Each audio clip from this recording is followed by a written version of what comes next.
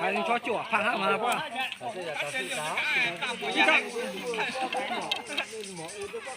？mình đồ ăn tố lại mình chân ghi cha trả mình nóc cái đó.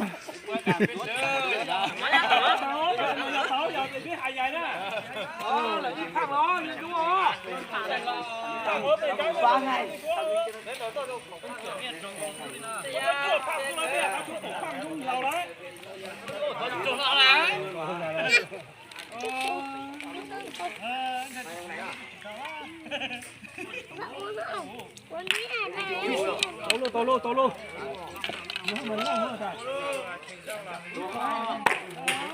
Chết chạy.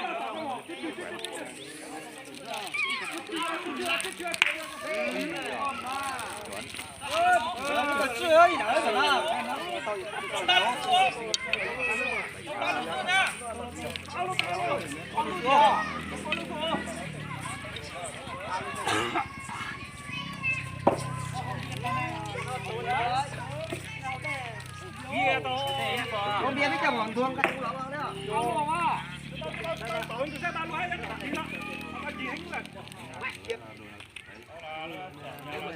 Đó chia cho đó sư đi. Đó tệ nha đó chia.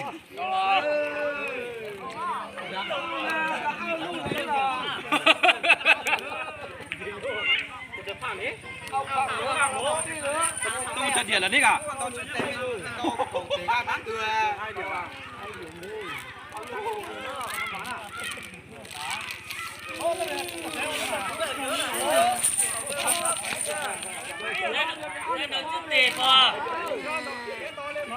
Con lửa à? Con lửa đáng sự gì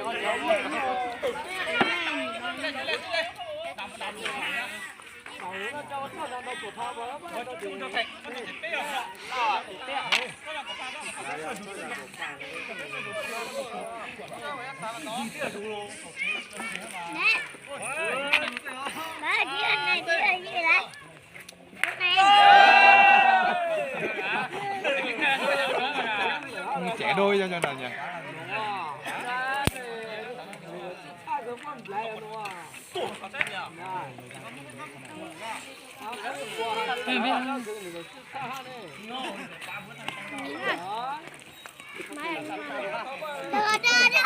Chính thức chúng ta vào nhà tất cả các cũng là một trà lớn chè.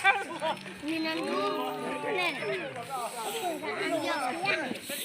cái này mình ăn lại cái gì? Nhìn phố cái gì? Anh nghe sạch cái gì? Này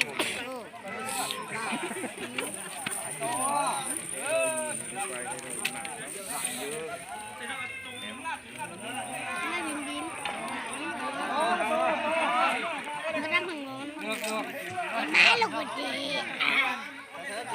Giá cái mặt nhìn mẹ ba ba bì.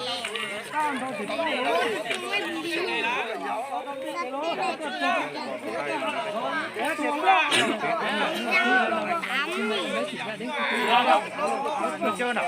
Theo tiếng bác tinh kia nó mà. Nó cả tính kia nó cả tôi làm chúng ta.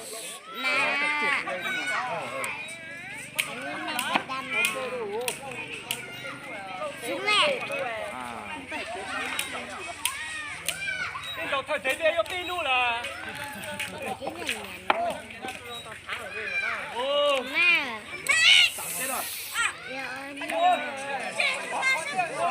Hai người nó tụi nó tụi mãi và đâm lợn. Mẹ con quên xin giống được không? Con ba này sốt đầu tử.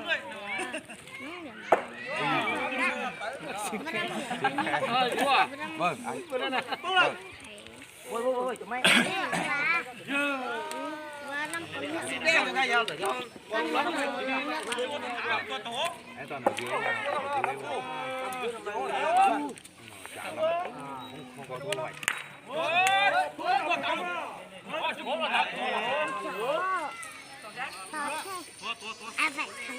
Hãy subscribe cho kênh Ghiền Mì Gõ để không bỏ lỡ